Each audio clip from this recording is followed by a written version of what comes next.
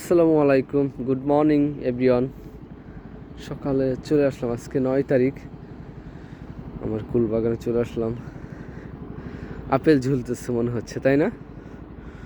মাশাআল্লাহ, এত লাল আমার বাগানে গতবারও হয়নি। আসলে এই লাল বলতে এই কালারটা করার জন্য আমার অনেক মেহনত, অনেক চেষ্টা করতে হয়েছে।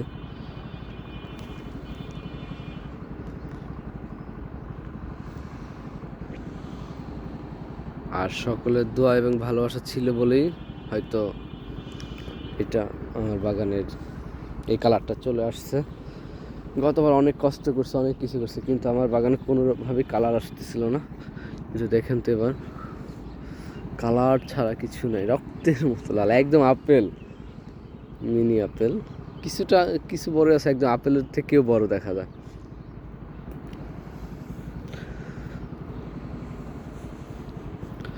মাশাল্লাহ, আমাকে আমার ফলন যা হয়েছে তাতে আমি শুকরিয়া।